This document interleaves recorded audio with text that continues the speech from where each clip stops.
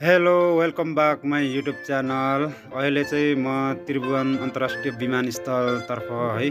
आज मेरो एकदम बिहानै है 4 बजे नै आइपुगेको छु त्रिभुवन अन्तर्राष्ट्रिय विमानस्थलभित्र। मान्छे हल्का मात्रै छ, अलिअलि मान्छेको चाप बढिरहेछ है। अनि म पनि आएँ र यसो भिडियो गर्न थालेँ। सबै मान्छेहरू प्रायः जसो आएकै छैन। हामी चाहिँ बिहानै फ्लाइट थियो, त्यही भएर आएको। आज चाहिँ मेरो 7 बजेको फ्लाइट छ, त्यही भएर म 4 बजे आइपुगेको छु बिहानै, एकदम बिहानै। प्रायः जसो एयरपोर्टमा खासै मान्छे भिड रहेनछ, भर्खर मान्छेको चाप बढ्दैछ। यस्तै छ है जिन्दगी। म चाहिँ अब फर्केको। अब भने कति सिन मात्रै खिच्नु भनेर आफ्नो पनि यसो अनुहार देखाउनु पर्यो नि त। अब लास्ट हो बसाइ होइन, नेपाल अब छोडिँदैछ।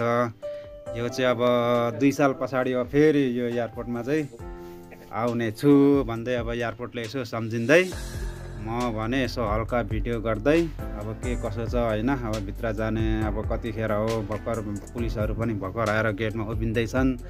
त्यही भएर म चाहिँ अब यसो भिडियो गर्दै यताउति अब यसो सम्झनाको लागि एयरपोर्ट अब याद गरिन्छ नि त विदेशमा गएपछि।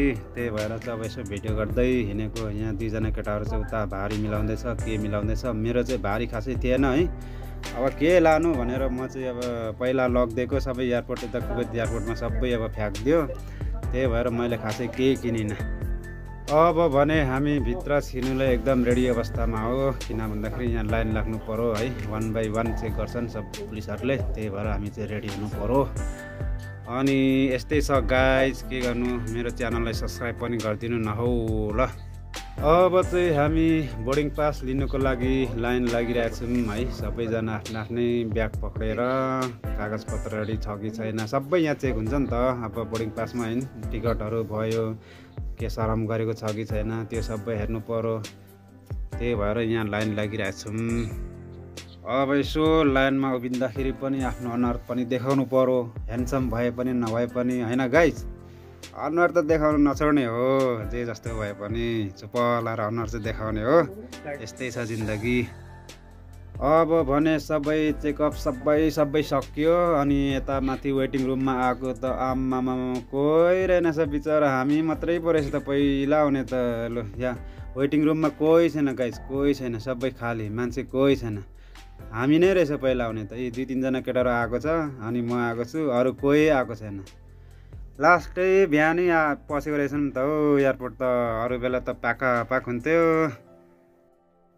अनि यसो एयरपोर्ट वेटिङ रुममा पस्छु त कोही छैन त यार, सुनसान छ। आमामा यस्तो त कहिल्यै भएको थिएन हो यो एयरपोर्टमा, पुरा मान्छे प्याक हुन्थ्यो। अहिले त कोही छैन यार। त्यसकै फाइदा उठाएर चाहिँ म चाहिँ सर यसरी भिडियो बनाउँदै हिँडेको। कोही मान्छेले यसो पुग्लुक हेर्छ, अब के गर्नु होइन। अब यसो हल्का ब्लगर त बन्नु पर्यो, त्यही भएर नि गाइज। अब भने म चाहिँ प्लेन चढेँ है।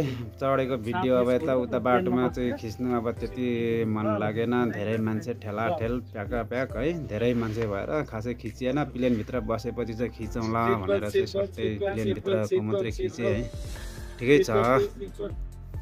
अब भने हाम्रो प्लेन उड्न लागेको गाइज, उड्न लागेको छ। सबै अब यो उसले चाहिँ मिलाउँदैछ, सामानहरू के हालेको छ नि सबै मिलाउँदैछ। अब भने उड्न लागेको, नेपाल छोड्न लागेको गाइज। अब 2 वर्ष मात्र ल।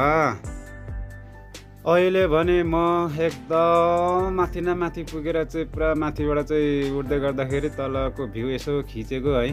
राम्रै देखिँदो रहेछ। धेरै घरहरू त केही देखिँदैन, बाटोघाटो अलिअलि देखिन्छ। अनि अब कुवेत एयरपोर्टमा निस्किनु आँट्दाखेरि चाहिँ अब भिडियो बनाउनु पाइएन है। अब यताको मान्छेहरू अलिक कति किचक हुन्छन्, त्यही भएर मैले भिडियो बनाइनँ। तर एउटा कुरा चाहिँ के जानकारी दिन्छु भने नि, सम्पूर्ण दाजुभाइ तथा दिदीबहिनीहरू यदि कुवेत आउँदै हुनुहुन्छ भने, नेपालबाट कुवेत आउँदै हुनुहुन्छ भने कृपया यो तम्बाकुहरू यस्तो अलिकति नराम्रो चिजहरू चाहिँ बोकेर नल्याउनु होला। तम्बाकु भयो, गुट्का भयो, त्यो केहरू भयो होइन। अनि यो सुँगुरको मासुहरू चाहिँ बोकेर नआउनु होला कृपया, किन भन्दाखेरि यहाँ फ्याँकिदिइहाल्छ के। त्यही भएर पैसा खर्च किनेर ल्याउनु। त्यही भएर योचोटि पनि लास्टै चेक गर्यो, लास्टै चेक क्या। पुरा कपडाहरू टक्टक्याउने, के गर्ने, ओहो सोधखोज गर्ने, लास्टै चेकिङ अहिले लास्टै चेकिङ बढिरहेछ कि गाइस। त्यही भएर नेपालबाट आउँदाखेरि चाहिँ प्रायः के नल्याउनु के खाली आउनु बरु के नल्याउनु।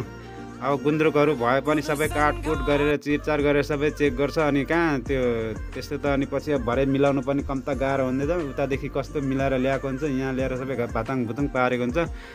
हस् त गाइस, ल ल धन्यवाद, अर्को भिडियोमा भेटौँला।